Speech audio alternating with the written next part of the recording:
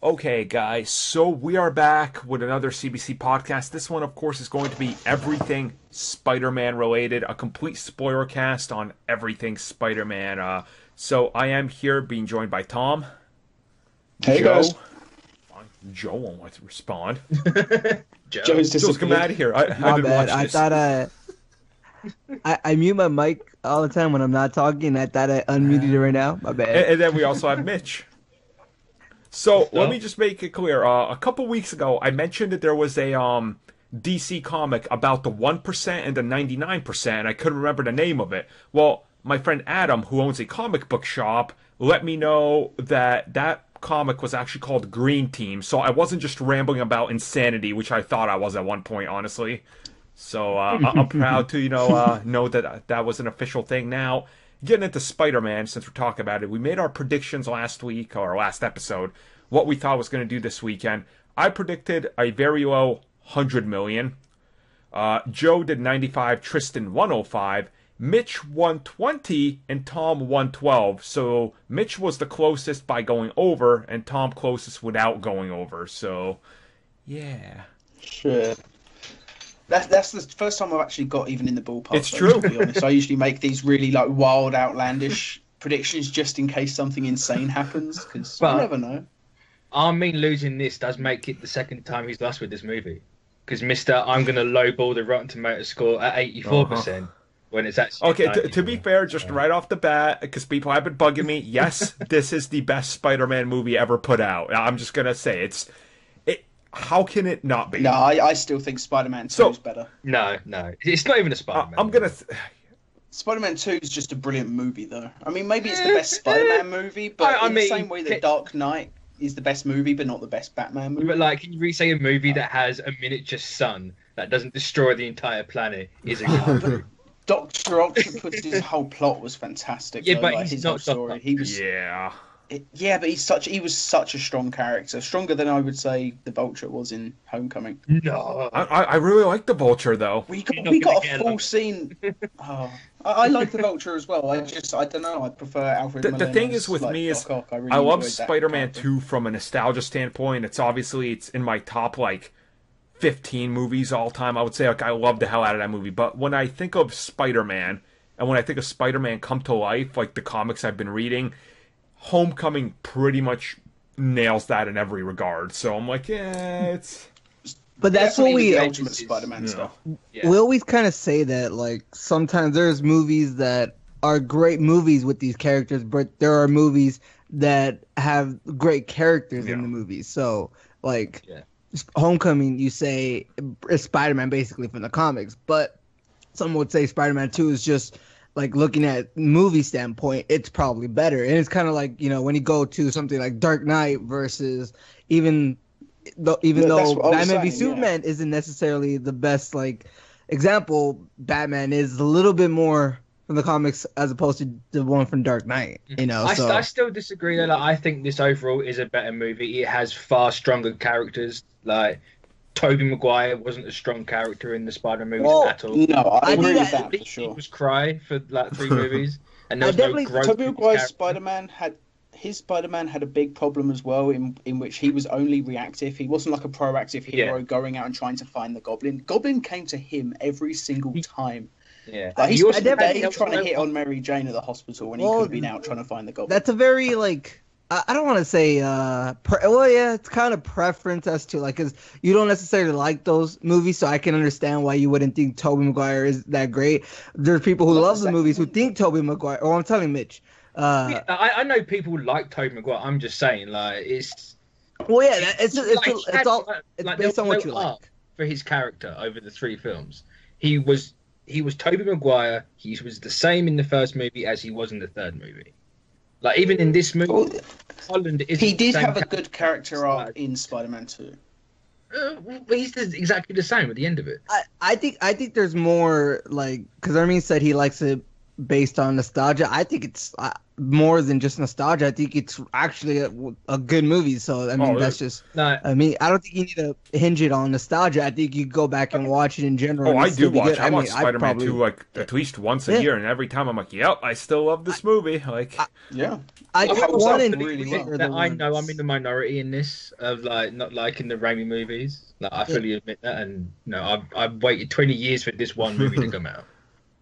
Like, I will sit on everything before. I think 1 and 3 for the Raimi movies are definitely dated, but for some reason 2, there's always you can go back to that one all the time. 1 and 3 is harder, but 2 it's I don't. The story's more focused in 2. Yeah, that's why it works, because it's almost timeless. But they're all the same movie, or they had the same plot. No, 2 was much more streamlined, and like they knew what they were doing with that it's one. the same plot, Mary Jane gets fucked up as a villain, and he goes says Mary Jane. no. I mean, that's a superhero movie. Yeah, but it's At the time of that was like the big kickoff of the superhero movie, though. Where if you look at Homecoming and how that movie's structured, it's very much it's like almost an anti-superhero movie. Like, here's my big thing of why I love the Vulture. And this kind of brings it to why I think he's a stronger character than Dr. Octopus. And this was kind of hard for me to admit because Spider-Man 2, fanboy and shit. But I mean, he's definitely. Here's what I like about it is he starts off, he's a good guy, right? And then he gets thrown under the bus, he becomes this villain, and he doesn't see himself as a villain. And then he's giving Peter Parker the speech. He's like, "Oh, look at them up there in their tower, their glass ivory towers." And you see his home, and his home is a glass ivory tower, but he doesn't realize he's become what he still preaches to hate. Yeah. That moment for me made me care about Adrian Toomes more than most of the MCU villains, actually, because I was like, he doesn't understand it because he's so blinded now by... I love it right there. Like, that was a great character-defining moment that not a lot of villains get to do. And Alfred Molina was more of he was being controlled by those robotic arms as they led on, so I didn't feel that humanity connection with him, But the moment when he came back at the end and he said Peter Parker, genius but lazy or something like that. Like, that moment, that's what made the emotion come back in that final moment, was the fact that he'd been so detached for a while. I mean, this is just my personal preference. I did really like the Vulture, and I agree with what you're saying as well. And I like how he almost became a villain by accident without realizing. And it's perfectly summed up when he kills Shocker 1, thinking that it's the anti-grav gun. Yeah. And he's just like that. Well, that's the question. Like, is he actually a villain? I mean, it's circumstances, right? It's how you view the stuff. It's like it's a perfectly justifiable motive he has. Cap Hydra, right? Is he really a villain? Well, no, it's not Cap Hydra. I know. He does heists and stuff. The way that he does heists and stuff, it reminds me the sort of morality of Fast and the Furious 1 and Toretto's crew. Like, they're pulling off these heists and stuff, but there's almost a family. It's circumstance, right? It's all about circumstance. Is he really a villain? It's also like they do it perfectly in the final act as well. Vulture is a parallel to Spider-Man. They're doing the plane heist. He's obviously trying to get the stuff. Peter's trying to stop him getting the stuff. He has the Tinkerer as his guy in the chair. Spider-Man has Gank or Ned as the guy in the chair. That's just the surface level of it. But if you actually look at the two characters, they are basically the same. Yeah, the guy who plays them went bald after the movie. He needs hair. I don't know. Some people could do bald. He can't. That's why he has the hat. Gives him confidence. As much as I loved everything it's doing, I also love that this movie puts more villains into it than the Amazing Spider-Man 2, and they treat those Easter eggs as just, hey, if you know what this is, you're gonna understand. Like, hey, look, Gargan has a little scorpion tattoo. It's Voss from Far Cry. They're not like, if this was Amazing Spider-Man 2, Andrew Garfield would look at him and be like, "Boy, you really sting," and he'd be like, "I am like a scorpion," and then look at the camera for 5 seconds, right? like everybody around me didn't know, and everybody looks at me like, "Armin, why the hell are you like eking in your chair?" I was like, "That's the fucking scorpion! I love the scorpion." I knew even like Miles' uncle, like the whole climbing stuff, prowlers about to happen. So. Yeah, that was great little subtle jab. Like I don't want just give me small time stuff. Yeah, and then I love the scene when he goes back to him and he's like, yeah, I got a nephew who lives around here. Now, that little, I mean, even if I didn't know it was Miles, I still think that is a great scene because it shows at least that character, like there's people out there who still care. Here's the thing, I noticed this Easter egg the second time watching the movie. The car he's robbing, the license plate is UCS or Ultimate Comics Spider-Man M01. So I was like, oh shit! Wait, he's robbing a car? Also, Peter Parker's locker combination is the issue after Homecoming, which has Venom. He's robbing a car? Yeah, that's what Aaron Davis was doing. I thought that was his car. I thought he was robbing it. I thought he was going out for He ice said cream. there's ice cream in here. I was like, did he just come back? Maybe I was just confused. The car. That's how I took it. Let's just say the car he's with, because I didn't know he was. If he's robbing the car, I was like, oh, that's like I didn't even stealing know. ice cream. I'd do it. I mean, true. You mentioned Far Cry 4 because obviously the guy who plays Scorpion was in that, but I haven't played that game. But I do know that actor from Better Call Saul. He's been in like all 3 seasons so far, and he's if they let him in Scorpion the shit out of that, good. I think he is gonna bring something special to that shit. Like I think he's gonna be on point as Scorpion. Also, can we not He's have a the great Ultimate actor to bring Scorpion? in. Can we actually do like a mixture of 616 as well as Ultimate? Because Ultimate Scorpion was just boring. Wasn't there a set? Why don't they just have J. Jonah Jameson creating? I remember a long really time ago old there was like a set leak of like the guy in the Scorpion costume, and it was like legit a costume, but I guess it wasn't in the movie. No, there was a quote set leak of the Shocker. Yeah. I mean, okay, not the Scorpion. Why did I say Scorpion? I meant Shocker. That's what it was. It wasn't far off what we got, but if you look back at it now, it's kind of like, that doesn't match. But that's just like that wasn't in the movie. Like, there's a bunch of stuff that wasn't in the movie, which is I think is a good thing because I don't really watch trailers or like want to know anything about the movie. The trailers didn't actually give that much away. That's what I said. There's like hardly any of it was in the movie too. Yeah. So like. I mean, good. I think it's a good thing, but at the same time, some people are gonna be mad because, like, oh, I thought this was in the trailer. The only thing I'm mad about regarding deleted scenes is when it's obvious, and when he's at the monument thing, and I mean, before he goes up and like the elevator's about to drop, and that he's standing next to MJ, and they're both just. Can we not call her that? Fine. He's next to Michelle. It's not her name. She's called Michelle Jones. She's MJ. Yeah, but she's MJ. No. Either way, though, he's standing next to her, and it's clear they've just had a bunch of dialogue, and then he just runs off like, "I'll go save them, ma'am," and it's like a funny moment. But I want to know what that scene was because it's really awkward that they both just happen to be standing a meter away from each other. To me, honestly, the deleted scenes don't bug me because I feel like or like whatever they cut out, it's just like it felt almost natural. I would say that's one of them, but it's like I'm sure it was superfluous whatever they cut out, but it's annoying when it's a little bit janky and it's like. I was gonna say I didn't personally notice that, but if I watched it again, knowing it, I'd probably stick out. I noticed it on my. I only saw the first trailer, so I don't know what exactly you're talking about, but it sounded cool. If there was more dialogue, that would have been cool. Oh, it wasn't in the trailer or anything. This moment, it was just obvious in the film from the way that it's cut. Like it's just really obvious that a scene has just happened that's not happened on. Is it just me, or am I the only one that feels like Michelle is probably by the time the second movie starts? I feel like she's going to be part of the crew and she's just going to know everything because she's not as dumb as they're making it. Like she's already, I think, figuring out some of the pieces. I think she knows already. I think she knows already. Yeah. It's kind of like Aunt May and TASM 2, where you assumed she kind of knows, but you don't really know.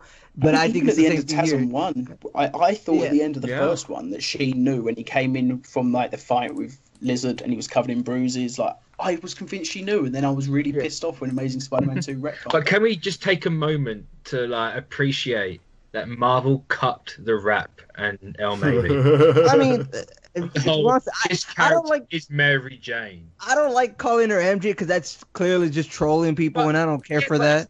Like, in the movie, she asks him to call her it. Yeah, I know, but I don't care for that. Like, my first two initials are MJ. I could go by MJ. Yeah. Does that mean like I can't go by that because someone else is called that? No, you can call her that. I'm just saying I'm not probably. I didn't call her Mary Jane. You're right. Like, MJ. No, there's clearly a difference. Yeah, and then.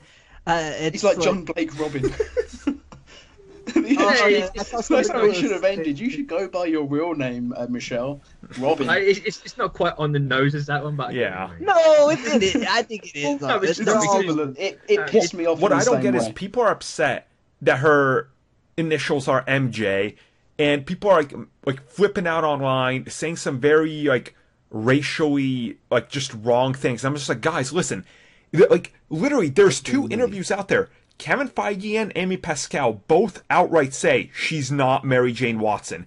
If Kevin Feige was lying to you, he would do that passive, well, her initials are MJ, but there might be more to this than you think, like he always does when he's not telling the truth. They just outright say, no, she's not Mary Jane. Like, also, I'm okay with the initials, like you have that, but no one's mentioning the fact that the girl that I'm pretty sure one of them said, it might have been John Watts who said, is Gwen Stacy, is actually Betty Brant. That annoyed me as well. Why did they dress her exactly like Gwen? And why did they make her look like? It's fine. I don't see the problem with it. It just seemed like they were trolling. Do you guys think that maybe this was done in like reshoots or something because they didn't want Gwen at all? They're just like, just go back and change that shit because they've said she was Gwen. She's dressed just like her. Betty Brant wouldn't even be in the same school, so I think this was a change it out last or during reshoots type of dealio. I mean, it's easy to do. It's just the text on the screen during the news report bits in the school and Yeah, I just saw it as a fun little nod to everything. It's like, look, the people who you thought they were aren't what they are. Like, that's cool. Like, I mean, let's be honest. If you actually go back to the originals, Peter didn't meet Gwen and Mary Jane, I think, until college.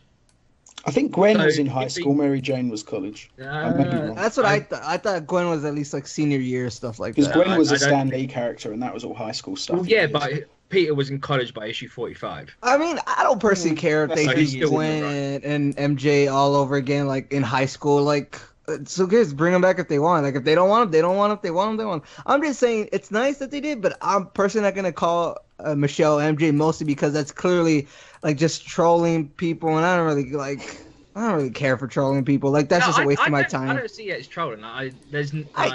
Clearly, you're just like trolling. I mean, not y'all, but not like. No, but I don't see how it. Like, you're going, it's clearly. It's like, no, if it's clearly, I'd probably agree with you. But it's just a fun, flat. I think can't compare it. I wish it was a troll because I didn't like the reveal. It's not like her name was Mary. No. And they kind of like just never alluded to her having a second name. It's like how you said it, right? The rap, and it's a little bit of a troll, like, hi, you thought she was Mary Jane. I think that was intentionally put in there at a part to just call out El Mayimbe because... Well, see, that, and to me, like, I don't care for that. It's a waste of time. If it was, but I don't think it was purposely done for that. I also doubt a lot of people are gonna start calling. I think I'd rather just call Michelle. That's her name. Like, I'm just gonna call her Michelle. It's Michelle Jones. Honestly, if her friends call her MJ. I thought the biggest troll was when they're walking and he says like, "Oh, a spider bit me." He's like, "Oh, did the spider?" And then he's like, "Oh, can you spit venom?" And I was just like, Are they fucking with me right now? Are you fucking with me, Sony, right now? Because I can't take this right now. Like, just stop, please. Like... I do like at the end though, where she said, "Yeah, my friends call me MJ." Ha, just kidding. I don't have any friends. That's a funny part. And also, my favorite funny part that just reminded me for some reason is the part when he's upside down with Liz. And the AI says, "Now's your chance, Peter. Kiss her." Is there a specific reason why he calls her Karen? I can't necessarily recall in my head. He's just thinking of names, and then no, but like I can't recall in my head in a comic if there's something with a person named Karen or something. Karen Page.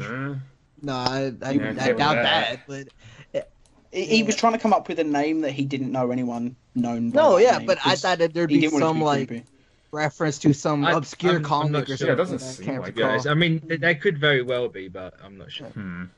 Yeah, because I love that dynamic between the suit and Peter because it reminds me of like a lot of the dynamic that I love of other characters in comics that have that, like similar to Blue Beetle, Robbie Reyes, Ghost Rider, and other like characters that have that like person to bicker with and go back and forth. And Tony Stark used to have that with Jarvis, but he kind of lost that to a certain extent once Vision came into the picture. But I thought the AI was a nice way of having like the whole Peter talking to himself in Spider-Man. Yep. Oh, totally. It So it's totally like, worked. like I thought it was yes, just- you've got someone replying to him now, but it's still he talks to himself all the time, and it's just a nice. Yeah. Yeah, and also, I mean, it's just for comedic purposes, it works well. For story purposes, it works well too to help Peter like learn some stuff. Well, that he doesn't- story-wise, the suit as a whole works perfectly. I know I was very like at the start. You no, hated the I spider don't like chest. I don't like this Iron Spider-Man suit. This is shit. It's not Spider-Man. It's kind of like, well, actually, I'm going to have to eat my own words because the suit made him become Spider-Man. Not that it makes him Spider-Man. But the ending gave- proves it doesn't. It gave him that. I don't know if Armin and Tom caught this in the movie. I told Mitch, and he doesn't know, and I really don't know either. What's up with the dude in the tiger suit who keeps running through scenes? Did y'all I remember? didn't notice that. Did you There's not like notice that? 3 times. There's a the dude in a tiger suit. It's in the school. It's the school mascot, and like Yeah. the most that's- notable one is when he's Yeah, in and- detention and they're pulling back from the window, and he's got the head off, and he's just running in the background. There's one where the bad guys are coming to look for the little energy thing. There's that towards the end, and there's that one, the one Mitch said. It's like I he know what's ran happening. through scenes in the bag, and I'm like, I wonder what the deal is with that. Like, what the? I'm certain. I know what it is. It's made of real lion fur, and it's a young No. Kraven hunter. I'm sure Mitch is probably He's right. being That it's chased like by a reference Kraven who's to hunting like him. Say another that. movie. Like it's because there was tons of like high school movie references. Oh, yeah. You can fucking look at you and go Ferris Bueller, and then turn back around. Like it's got to be something from that. Yeah. If it's I not like that Ferris Bueller- Bueller was on the telly in that moment, but I didn't like that he actually said like "great movie." Like I didn't feel that I love- that line was necessary. I love that. Just entire- seeing the I haven't movie in seen the background Ferris was Bueller in enough. a long time, so I don't remember that much. Great film. But they- I know, but I'm just saying. I'm telling Mitch, if it is a reference to Ferris Bueller, then I don't clearly remember that part of Ferris Bueller. Oh, I don't know. Maybe I it's mean, a we could always- Breakfast Club thing or something. I don't know. Yeah. Yeah, it could be. It's one of it's something. It has to be because I might look it up while There's we're a doing dude with a tiger suit who just runs through like scenes in the back at least, and like Like, what is that? I said this to Joe, like that the whole like school mascot being tigers makes me think that Mary Jane's gonna be from a different school.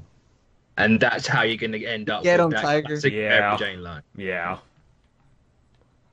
I mean, yeah, she can always be from different school. All I know is I hope they're keeping him in high school for a while, right? If I Oh, remember yeah. correctly, is that what they said? That's cool. I personally would have loved the last action, like the third act, to take more place in the homecoming dance, but I don't like it. Still was great. Like, I don't really have a problem with it. I wish like with homecoming they would have Yeah, something you more to think it do would with have been a little homecoming. more involved with it, which it is what it is. That was Which, one of my yeah. things too. I was like, I kind of wish, but I don't. Oh, The did only anybody- connection I can find online with the tiger mascot is apparently in Toy Story 3, Andy's got a Go Tigers sticker on his trunk. I don't think it's So with Andy a and Peter tiger. Parker go to the same school, guys. I don't think it's. I think you should have just looked up mascot running through Yeah. back. I 'Cause the searched Tigers mascot is- high school movie reference Yeah. and then like nothing came up. Well, Tiger specific to this movie. I think if you just look up like any other like type of stuff. But wait, so I don't know about y'all, but the most tense for me, like I got in this movie, wasn't that car ride from like when Peter Yes. picked up Michelle or not Michelle, Liz, and I was like, One dude, of that the was best- so. One of the best scenes in like a Marvel movie. It was so freaking tense. I was Oh, like, yeah. oh my god, does he know? What the freak? But did anyone So- see that coming? Anyway, no, you know what? After watching, like, I had just finished watching like the first episode of Teen Wolf again, and that twist happened. I was like, I didn't think about it. I don't know why. Because That- I was like determined because I saw before someone said Michelle is his daughter, and I'm like I'm just waiting for it to be her, and it's like oh shit I didn't actually see it was going to be Yep. Liz like completely. Honestly, I didn't hear that. I didn't hear that somebody. Well, to be fair, I'm not trying to look for spoilers. Or It was I just did, like a week before, like people going, "Oh, she's Michelle Toombs." And it's kind of like she's not in this movie for that much. That's not going to be impactful? It's like, oh fuck it. it was a twist. I think. I think I don't know. There's something about it that just made it seem like not a lot of people would know, and it felt like not a lot of people did. Because when I went to go see the movie, you hear like a loud gasp. What? Yeah. I was like, oh, I guess I wasn't the only one who didn't know because No, it legit. it's also caught me off guard. it was quite a legit clever twist because you see Liz and you're like, oh right, well she's not white and he's clearly got a kid and he's white and it's something that you shouldn't think of like that way, but for me anyway, it's like you just don't connect them in movies.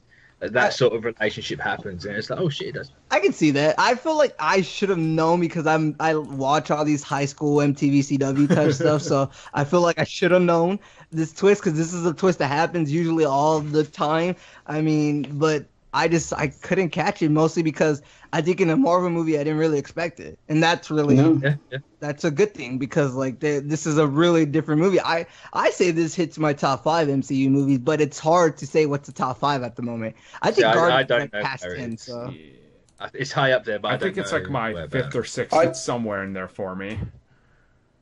I gotta prefer have over the cat Civil in War. my I'll top admit. 5. Yeah, better than Civil War for me, but then Spider-Man's my favorite Marvel character. I think it's hard to compare it. You go, oh, it's better than. I think it's hard to compare. I enjoyed it more than Civil War. It's such a different type of movie, like where you don't have anything like this in Marvel. Like you could say before, maybe they were getting kind of samey, maybe not. This is just like, no, we're gonna do a 180. Oh well, yeah. There's some movies that Ant-Man I think would have to hit my top 5 too, just because of the whole father-daughter dynamic that I really like. Mm-hmm. Yeah, but that. Yeah, so I mean, everybody has their preferences, and like Ant-Man and Homecoming can be up there for me. And I think the other 3 Cat movies will be up there. But then at the same time, when you do that, it's like, oh, but Doctor Strange is not in it, Incredible Hulk is not in it. It's like, oh, it's hard. This is where you start putting like things on equal footing. So like the Cap trilogy is just 1 at number 5, and then you start.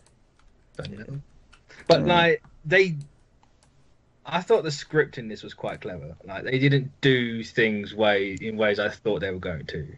Like when Peter just literally walked in, or I say crawled into his room, and like he then takes the suit off, and there's Gank and Aunt May walk, and she's like, "You better put some clothes on." And it's like you just set up the, "Oh my god, he's gay" joke, but you never pulled it off. Yeah, I like that. I'm sitting there waiting for on that. And it's just like, well, that's why it's like, like you said, it's a different movie because of the similar stuff they do. It's just stuff like that. Like I was expecting them to do stuff, and then they didn't. I didn't feel the whole like at the ending when she finds out and she says, "What the fuck?" Like I was like, I felt like that. Like I would have loved cringe it a more, lot. but someone told me before I could see it. Yeah, I'm sorry about that. See, I don't cringe a lot, but that felt kind of cringy to me. Like, oh, I don't know, because I don't see her saying like cuss words. So I see this Aunt May swearing. Yeah, much younger probably, Aunt but May, so yeah, I could see it. I was gonna say, if it was Rosemary Harris, dedefinitely not. No, but I don't know. It just felt like weird to me. Like, that felt like it could have been an outtake or something. Because it felt. I get where you're coming from, but like, I don't know if you've read the Ultimate Spider-Man stuff. I mean, from what I remember, around the time she finds out, it's something you could see her. In fact, I'm pretty certain she even might have said that. Yeah. Not 100%, but it's. Like, all I know is to me, I think what makes this movie perfect is what I kind of mentioned, how it's it sounds bad when I say it, but it's like an over-glorified, it's a glorified side quest where you see Spider-Man actually putting on a suit instead of just like cutting that part out, where he's taking off his whole his shoes and all that, and it's taking like literally a couple minutes to get ready for Spider-Man. Yeah, and then, how many fucking shoes that kid goes through? Yeah, well, that's what I'm saying. It's like it's a glorified. He web the backpack to a rooftop? Yeah, he does, but it only lasts a couple of hours. So if he's gone long enough, the backpack's going to be on the floor for anyone. Okay, just leave it on a rooftop then. There's going to be less people in rooftops than alleyways. Yeah, but anyone can just. He's just putting it real quick. I mean, that's just maybe that was Stick that it on a one time. water Maybe tower. sometimes he takes it with him. I mean, on the water tower, it's still going to fall off. Yeah. Not if he leaves it on top balanced or something. I don't know. Hook it on with it's a backpack, hooking it over like a. There was a lot in this movie though that, you said it takes different routes than other movies, but it's like it takes the routes that most superhero movies wouldn't take, and the whole taking a couple minutes to actually we see him put on his Spidey suit over here when he doesn't have any places to swing from, so he has to run on the golf course, stuff like that, and then going through the houses. A lot of times that would just be cut, but because this is a glorified side quest type stuff where you see more of the details, and it is grounder in a way. You see that stuff, and it is what makes it the movie. I think Well, that's a little what that's what Spider-Man like technically is. Like he's very much just as Tony says it, he's below the pay grade of everyone else. Like he will eventually like get up, but he is very much street level, and his villains are small time. We just want to rob a bank street level. They're not. I'm going to destroy the world. I mean, they're sure they can be, but for the most part, it's very much like. I have a theory about how Scorpion's going to find out Peter's identity. If let's talk about that shit. What you in the got? sequel. He left that bag in the alley that got stolen. What if in the next movie somebody has that bag and it's like got the notepad with the web fluid formula 2.0 or whatever it is, all the web fluid stuff in it, and then it's like a textbook property of Peter Parker. That's really contrived. But the bag was taken. I know, but it's kind of like it just formula happens in that bag. Like it just happens to be like connected to Scorpion. Like, well, somebody finds that bag and sells his identity. But does he need to find out that like Peter's the amount Spider-Man?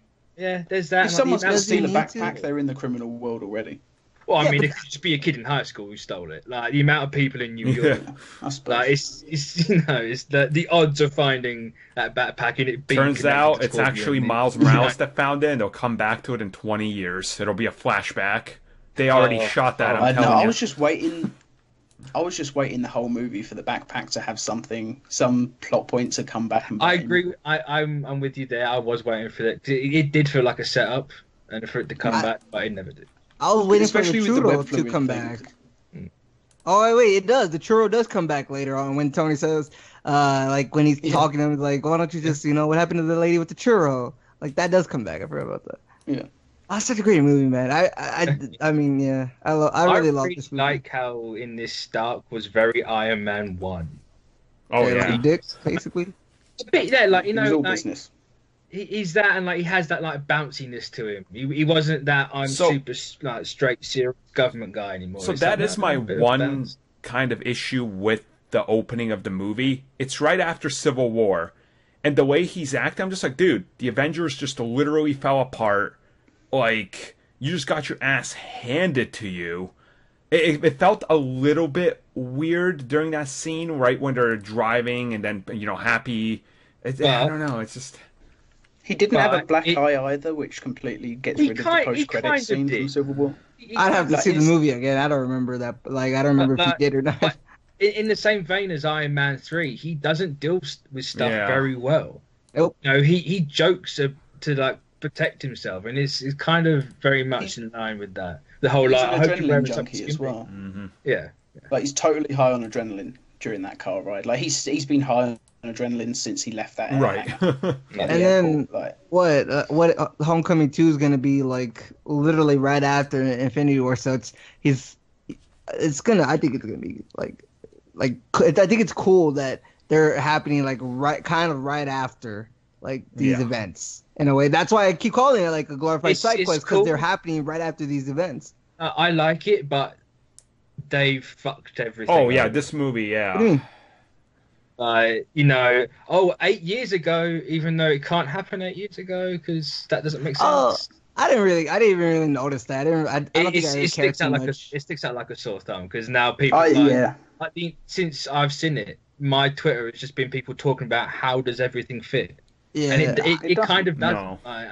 I don't see why people care. Like, well, here's the thing. Like, it's part of storytelling. If you can't keep your events. True. It's why I don't like the X-Men movies. Their events are all over the place. There's no one. And they kind of make part of the story. There's no reason to say it's 8 years when they could just find out the number of years and put it also makes me wonder, like, the story we know because multiple people that have went to Marvel Studios and like reporters that go in there, like, we can't take pictures, but there's literally a giant master board in Kevin Feige's office that connects everything when each event happens. Someone overlooked 8 years instead of 6. Like, I find that so fucking hard to believe. No, it's. I told you on Twitter yesterday. The most they can do is 7.5. I think. Because Iron Man 1 has been dated twice to be 2008. Maybe it is 7.5 at the end of Civil War, and then because it skips for 6 months or so. Civil War is 2 months prior to Spider-Man. Yeah. He said it was like 8 months prior. He says it in the text at the start, like it's been 2 months. When's the next mission? Blah blah blah. Yeah, you're right. And Homecoming, I think, is at the start of the school year. Yeah, in America. is. Yeah, so that means it has to be September. No, it's not necessarily that. It's more maybe November. It's in the first 3 months of school, so. Yeah, all right. it's not at the start. So it's in the second half of 2016 because Vision says in the 8 years since Mr. Stark revealed Iron Man, which 8 years before is 2008, and I think Iron Man 1 dates itself at 2008 at some point, like a birth certificate or something. MySpace. And in Homecoming, you see Aaron Davis's file, which dates him at 33, which and birthday, so it's got to be 2016. The way I see it, it's like Iron Man 1, obviously 2008. Iron Man 2 is 6 months later with the whole I Am Iron Man post reveal. So 2009 is Incredible Hulk, Thor, Iron Man 2. So the earliest you can maybe have Avengers take place would be early 2009 if you're really or late 2009 if you really stretch the shit out of it. You can't because Fury says a year ago when we found all these lot, which is referring to his big week, which is Iron Man, America's War. So those have to happen in 2008. Avengers has to happen at 2009 for it to make sense. Maybe home release, they'll just go in there and put 6.5 years later or some shit. Well, there's that, but Keaton says 8.5 years, so unless they get him to ADR out. It's such a stupid mistake. Like it's so pointless. And it's one change of dialogue, one bit of text. Here's why people are talking about it more than they are about the X-Men. Because the X-Men have made it a point to not give a shit, where Marvel has made it a point to really fucking care. So that's why everybody's up on arms about it. It's like, because it ruins what they had going. You've been able to track Marvel until this point. Like this sort of throws a spanner in the works. It's just for Phase 2, they went everything happens in the year it comes out in, which is fair enough. You're separating yourself and you're giving yourselves that space to go in and put stuff in. But then after that, they never kind of said anything. So, Doctor Strange is like, when does this take place? Oh, it's 2016 because he's got an award that says it. And it's... They just need to... The only way you can really assume it is by that. If it actually does all fit, I personally would like them to come out and say how. Just show me a timeline. Show me that scroll you apparently fucking have. And I want to see that. But... I mean, it is what it is. Red Skull's got he's got the reality gem or something, and he's messing with people time. have said that Doctor Strange is the reason why it's all fucked up because he keeps looping time, which is quite. That would be a pretty fun explanation if they showed honestly, that. That would be genius if they kind of do that. They're like, that was time manipulation. We said there'd be consequences. I'd be like, yeah, all right, fine, I'll buy it now. I thought y'all would probably call that like a cop out or something because y'all know they could do better, and that'd be like, oh, that's a cop out. It is a cop out, but it's I don't know. It's one that I'm willing to kind of accept at this point. I don't really it's like you have this mystical Infinity Stone from the dawn of the universe, and they do say you can't fuck with this, like the time, space, or whatever. Yeah, I can. I guess I'll take the piss out of it. I'll have to. I guess I didn't care too much about the timeline, and I don't know. I didn't really notice it. I noticed after I saw the movie and all these people talking about it. I was like, I guess I just didn't care. I don't know. There's something about it like. It doesn't affect the movie as a whole. I don't like the fact that they stole Gang. Yeah. And I put Gang in the 8 years singing the same thing where it's like it kind of I don't like it. But the weird thing is I saw an interview with the actor that plays Ned or Gank, and apparently when he went to the audition, the character audition was just for any race, any body type. And it was literally he auditioned with people of all different races. Yeah, and he was just the one chosen. I guess they wrote him to be more like Gank after he got the part, maybe. Must have done. But I know it's a case of kind of like, oh, we've got a fat Chinese kid. We have a fat Chinese. He'll be too old by the time we get to Miles. Throw him in this one. Yeah, and at the same time, yes, I understand. It's like, let's get rid of Harry Osborn and let's give someone to Peter so we can talk about the Spider-Man stuff. And it gives you a different dynamic for his character. But Harry Osborn would have been fun because when he eventually turns on Peter, it would have been really interesting. Like fucking 4 times already. Like it's the same. Really, not done well. I mean, the Spectacular Spider-Man cartoon show kind of got it. I mean, we haven't seen MJ done well, but she doesn't need to be in this movie. Yeah, That's right. Yeah. It's just that they've gone right. We've had that done. We've had that done. Let's do the opposite. And like that's probably why this movie worked as it did, because it's not just using what we know. It's introducing us to new elements, which is more than welcome, because being real, Spider-Man is not as popular as he used to be, so, it's do what you can with it to freshen it up, and I thought what they did was great. Is that the case when he's had the second biggest opening on the second reboot? I mean, now that's well, people are also now interested because of the MCU, right? So that's a big factor now. I mean, that's true, but... The MCU is a big thing. Like, you say something's in the MCU, bam, that's a lot of money right there.